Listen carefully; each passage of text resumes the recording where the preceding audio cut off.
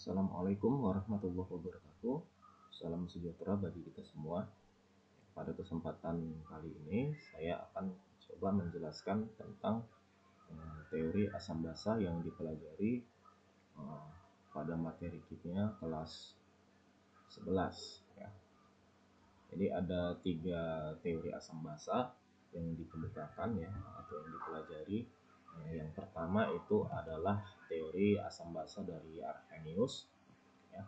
Arrhenius mengatakan bahwa asam itu adalah zat atau senyawa yang di dalam air akan menghasilkan ion H positif. Ya, contohnya misalkan seperti yang kita ketahui, ya, misalkan kita ambil si HCl ya, salah satu asam kuat misalkan adalah HCl. Kalau dia dalam air akan terionisasi menjadi H positif dan Cl negatif. H positif menandakan bahwasanya dia merupakan asam. Contoh lain ya, ini kita ambil yang asam lemah. Misalkan adalah CCH3 COOH ya. Ini tanda panahnya 2. Kenapa? Karena dia merupakan asam lemah yang terionisasi sebagian. CH3COO negatif ditambah H positif. Ini menandakan bahwasanya dia merupakan asam ya. Basa adalah zat atau senyawa yang di dalam air akan menghasilkan ion OH negatif. Contohnya kita ambil misalkan basa kuat yaitu NaOH. Kalau dia dalam air akan terionisasi menghasilkan Na positif ditambah OH negatif. Ini menandakan bahwasanya dia merupakan basa. Teori asam basa yang kedua dikemukakan oleh Johannes Nicolaus Bronsted dan Thomas Martin Lowry yang dikenal sebagai teori asam basa Bronsted-Lowry atau disebut juga sebagai asam basa konjugasi. Asam itu adalah zat atau senyawa yang dapat memberikan proton atau H positif. Ya, berarti bisa juga dikatakan sebagai donor H positif. Basa adalah zat atau senyawa yang dapat menerima H positif ya, atau bisa kita katakan berarti aseptor H positif. Kita ambil contohnya, di sini ada HCl ditambah H2O menghasilkan H3O positif ditambah Cl negatif. Yang pertama kita lihat di sini adalah HCl akan berpasangan dengan si Cl negatif. Kenapa dikatakan berpasangan? Ya, karena mereka sama-sama memiliki Cl, ya berarti mirip. Hanya berbeda satu H saja. Jadi yang dikatakan pasangan asam basa konjugasi ya, yang dikemukakan Bronsted-Lowry, bisa dilihat cirinya itu dia hanya berbeda satu H positif saja.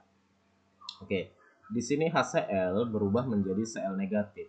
Terjadi pengurangan H positif ya. Yang kenapa bisa berkurang? Karena ternyata si HCl ini dia mendonorkan H-nya. Nah, kita lihat lagi yang mendonorkan proton itu adalah asam. Berarti HCl ini bertindak sebagai asam. Pasangannya disebut sebagai basa konjugasi.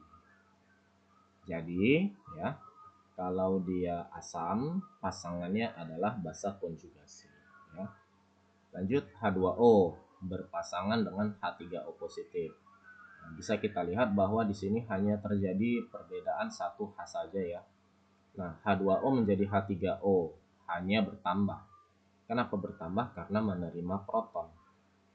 Nah, kalau menerima berarti dia merupakan basa. Nah, H3O positif ini merupakan pasangannya. Basa berpasangan dengan asam konjugasi. Ya, tentu sederhana. Nanti bisa dilihat lagi contoh-contoh berikutnya. Oke, teori asam basa yang ketiga ini dikemukakan oleh Lewis, ya, di mana beliau mengemukakan bahwasannya asam adalah zat atau senyawa yang dapat menerima atau sebagai aseptor elektron. Ya, jadi berbeda dengan si Bronsted-Lowry. Kalau Bronsted-Lowry fokusnya pada proton ya atau H positif, Kalau si Lewis dia fokusnya pada elektron. Basa adalah zat atau senyawa yang dapat memberi atau donor elektron. Sekarang di bawah ada contoh, yaitu ikatan antara NH3BF3. NH3 berikatan dengan BF3. Di antara NH3 dengan BF3 ini siapa yang asam, siapa yang basa, bisa kita lihat dari jumlah elektronnya. Pada gambar struktur Lewis pada contoh ya, terlihat bahwasanya NH3 memiliki satu pasang elektron bebas. Satu pasang elektron bebas. Nah, satu pasang elektron bebas ini tentu menunjukkan bahwasanya dia bisa berperan sebagai donor. Ya, kalau berperan sebagai donor berarti adalah basa. Ya, berarti si NH3 ini merupakan basa. Ya, jadi tandain saja jika dia punya elektron bebas berarti dia sanggup untuk mendonorkan elektron. Nah, kalau sanggup mendonorkan elektron berarti dia adalah basa. Si BF3 berarti adalah asam. Nah, jadi demikianlah teori asam basa dari ketiga teori yang kita pelajari di SMA kelas 11. Nah, kita sekarang beralih ke contoh-contohnya atau latihannya. Nah, sekarang kita lihat untuk latihan yang pertama, kita tentukan mana asam, mana basa, dan mana konjugasinya. Yang pertama, di sini H2PO4 negatif akan berpasangan dengan HPO4 2 negatif. Di mana di sini hanya ada 2, di sini hanya ada 1. Berarti terjadi penurunan. Kalau terjadi penurunan berarti si H2PO4 negatif ini dia bertindak sebagai donor, H positif. Kalau dia donor H positif berarti asam. Pasangannya basa konjugasi. H2O hanya ada 2. Nih ada 2. H3O positif hanya ada 3. Bertambah. Kenapa bertambah? Karena sebagai aseptor atau penerima. Yang menerima itu adalah basa. Berarti ini disebut sebagai asam konjugasi. Jadi kalau ditanya mana yang pasangan asam basa konjugasi berarti jawabannya itu adalah H2PO4 negatif dan HPO4 2 negatif. Ya. Kalau ditanya mana pasangan asam basa konjugasi. Lanjut. Menurut teori asam basa Bronsted-Lowry, air yang bertindak sebagai basa. Jadi fokus kita semua ke air ya, air di sini. Ingat kalau basa berarti dia menerima, ya, menerima 1 H positif. Yang menerima, kalau menerima berarti bisa kita katakan atom H bertambah ya. Ya udah kita lihat saja siapa yang bertambah. H2O jadi OH negatif. Berkurang berarti salah. H2O menjadi OH negatif, berkurang juga salah. H2O menjadi H3O positif, bertambah, berarti ini yang benar. Jawabannya C. Ya, tentu sangat gampang asalkan tahu dasarnya. Lanjut. Dari reaksi di atas, pasangan berikut yang disebut sebagai basa-basa Bronsted-Lowry. Kita cari si basanya ya. Langsung saja. Walaupun gambarnya agak sedikit buram. HCO3 negatif berpasangan dengan CO3 2 negatif. Ya, ion karbonat. Di sini di sebelah kiri atom H-nya ada 1, sedangkan di kanan atom H-nya tidak ada, berarti berkurang. Kalau berkurang berarti dia ini bertindak sebagai asam. Ini berarti adalah basa konjugasi ya, basa konjugasinya udah ketemu. OH negatif jadi H2O, berarti hanya 1 bertambah jadi 2. Kalau bertambah berarti dia ini sebagai basa. Yang ini bertindak sebagai asam konjugasi. Yang ditanyakan adalah basa-basa, ya berarti OH negatif sama si CO3 2 negatif, jawabannya adalah D. Ya. Perlu saya sampaikan lagi ya, tadi ada yang sedikit lupa. bahwasanya asam dan basa ini selalu ada di sebelah kiri atau pada sisi reaktan. Sedangkan konjugasi itu selalu berada pada sebelah kanan atau pada sisi produk.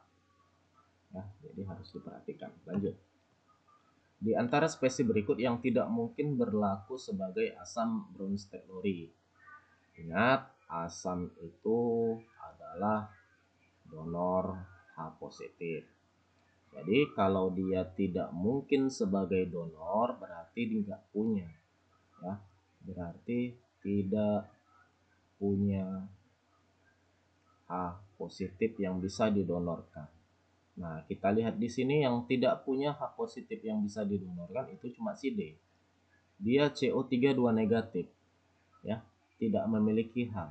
Nah, maka dia tidak mungkin menjadi donor H positif.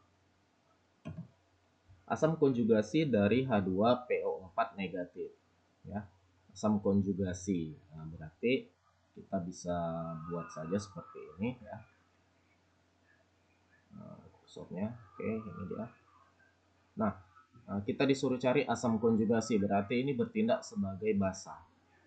Basa itu adalah aseptor. Aseptor H positif. Berarti dia bisa bertambah. Jadi kalau hanya bertambah satu, jadi H3PO4. Nah, setiap H itu bertambah satu, maka negatifnya akan berkurang. Sebaliknya, jika H berkurang satu, maka negatifnya akan bertambah, ya. Maka ini jawabannya adalah E. Oke, terima kasih. Ya, assalamualaikum warahmatullahi wabarakatuh.